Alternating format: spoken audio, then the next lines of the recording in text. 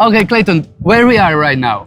Right, so we're sitting on Robberg Peninsula in Plettenberg Bay. Tell me a little bit about yourself and your project with this Bitcoin Plett, right? Personally, I've grown up in the area, surfing as my passion, and so I do a lot of work with children, sort of in the surfing world, and I think I have a passion to kind of give back and try and leave a changed world when I nice. sort of leave, and surfing's always been a way to do that, to kind of, and something that I'm super passionate about, pass that on to the younger generation. And then when I sort of discovered Bitcoin and learned more about Bitcoin, I could just see so clearly how that in how itself. you discovered Bitcoin? Let's say about that. So, I suppose like a lot of people, years and years and years ago, someone said to me, "Oh, you got to have a look at this Bitcoin thing. It's new and but it's like pretty interesting." And I said, "Well, I don't understand enough about it. I'm not gonna." You know the year? Probably must have been 2012. Okay. 2000 and early, somewhere around there, early. So super early, too early then for me to really put. But it's always stuck there. You know, it's kind of like when you plant that seed. It's always it just sits there and sits dormant for years. And then I think it was around the COVID time when I suppose when everyone had a bit more time to think, and I kind of got thinking about it and going, well, I mean, I need to just look at it a little bit more. And initially, of course, it was just a case of investing and you look at that side of it. But last year, so the 2024, towards the end of the year, and doing a lot of work with Bitcoin Ekasi, or the Surfer Kids Foundation, we do a lot of programs together. And so I've obviously seen development happening there in the Bitcoin space. And in chatting with Herman, and he eventually said to me, "You just come to the conference. It's like you got to just come to the conference." Yeah. He said, "Here's a ticket, or I'm sending you a ticket. You just need to come to the conference." And so that was where it started. Going to the conference, and that was where I really kind of understood Bitcoin. Realized. And then prior to that, it was really just a case of economics and but not understanding what's actually happening in that space. And yeah, so I came back super inspired. And I just knew that the way. So now the Bitcoin Plett, what is it? So it's really just a circular economy. I mean, we sort of I think communities, we're very involved in the community already, and it's kind of once you learn what it's all about, you kind of want to share it with your community. Yes, it's kind of nice. you have that overwhelming. Like if everyone understood it like I understand it, I mean, it just makes so much sense. So coming back and of course you share it with every friend you bump into. People get sick and tired of you bursting into Bitcoin conversations and all that, but I don't need much of a prod and I go off on a tangent. But I think bringing that back to looking at how it can impact in business and in just social spheres, and then I think just that overwhelming, unavoidable truth that the current system is just designed to make people poorer. Yes, that's true. And so, we have to fix that. We have to reverse that. So so you giving talks, or you doing meetups? What you are doing? Initially presentations, so we kind of just sharing the basics, kind of really getting people to understand, number one, the problem.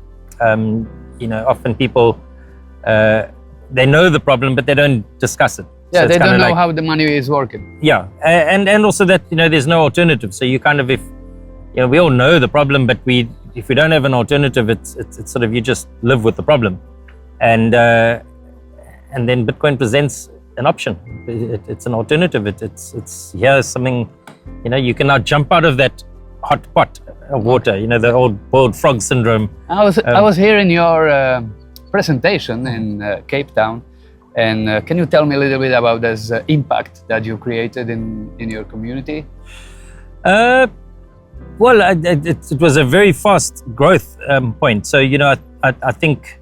Often people ask, what would I attribute that to? I think timing is a huge factor. I think, people in Plett I think we were one of the first towns in South Africa that had full fiber rollout. So whether that had an impact, that people were connected internet-wise earlier than other places in the country. I don't know if that had an effect, but we just found that people were quite open and interested, and so with that, I mean, we so quickly went from a handful of vendors accepting Bitcoin to, in the 60s, 70s within a month. Within a month, it was wow. The growth was, I almost want to say, borderline unsustainable, because it's kind of, you have to have both sides of it. You have to have, if you've got a whole lot of people accepting Bitcoin, but there's no one spending Bitcoin, it also doesn't work. And that's so. But we thought we had to put on the brakes a little bit, but by that stage, I think the momentum was already there. That even although we weren't so much going out to actively onboard businesses were getting hold of us. So if we had another get together, there was someone new. Or we'd get a phone call to say, just chatted to that coffee shop and they're really interested in accepting Bitcoin, or someone would come to the restaurant and want to know more, and so the growth has become sort of semi-organic now. It's kind of like people are just wanting to know more. So you just and you collaborating with the Cassie, you said, and maybe somebody more, and Edwin from Vitsans. We were very fortunate to have Edwin here. He's put a lot of effort in just in terms of education and also a lot of financial contribution. Also a lot of initiatives that he supported financially in Bitcoin. His philosophy of just let's just get Bitcoin in people's hands. The rest. Do you use any educational program, or you just talking about what's your knowledge? Yeah, but I think just sharing our knowledge. We haven't no formal educational program, but little educational initiatives that we've sort of introduced with the children at some of the events that we've done, just to stimulate a bit of education. But I think this year that's one of the focuses we want to, something we want to focus on is just getting a little bit more education out there. Just. So if anybody wants to start circular economy, what would be your advice? Do it. Don't hesitate. You'll be surprised. Just do it. Just do it. I think it's what did someone once tell me, that a life lived in fear is a life half lived. Okay. And it's kind of like, nice. I think there's so much that you think, well, what if, and you maybe don't start something. But because is there anything that you can say that this was working good?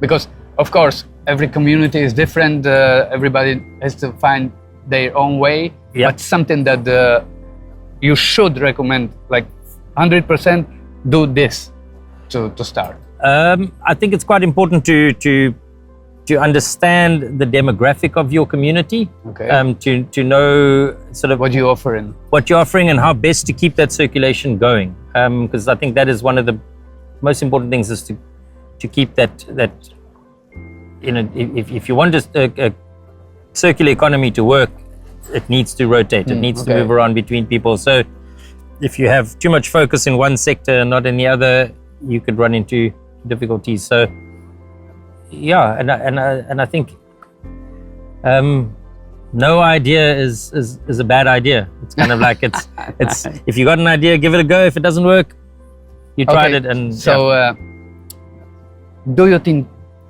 that Bitcoin is important for Africa, and if it's so, why? Yeah, absolutely. I think in terms of countries, and again, I'm going to refer back to that the boiled frog syndrome. I think the whole world is sitting in a hot pot, and the temperature is just low enough that people don't jump out. I think in Africa that fire is cranked up. So the rate at which people are becoming poorer is way more accelerated in Africa and in the poorer parts of the world. So if we can turn that around and empower people to take financial freedom to be able to actually make a meaningful sort of transformation in their own lives. And I think fixing the money is a huge part of that. It's people in South Africa, and I would imagine in a lot of parts of Africa, the concept of saving is foreign. Yes. Because you don't see your money growing. It's kind of There's no point to save. There's no point to save, or you don't see a point to save. So for most people, it's kind of get it in and get rid of it as quickly as possible. At least you can turn it into something that you have, which often leads to undisciplined spending, and maybe even getting yourself into debt, which only exacerbates that situation. You now start living beyond your means almost, and now you're playing catch up.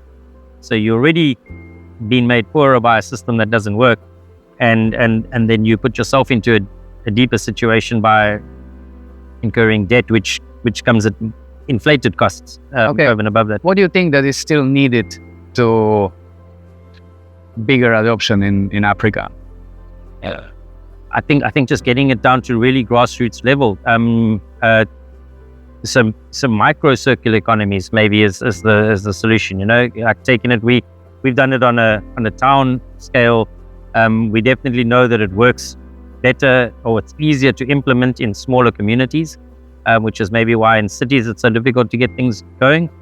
So maybe to use that as, and put a magnifying glass on that, and take it right into your neighborhood, and getting it circulating within smaller circles, and then start connecting those circles. And so you create the bigger circular economy around that. So I think that's something that we're looking at doing in Plett is to take our town and our community and to help grow those smaller interconnected circular economies within the bigger circular economy, and so make it a way more robust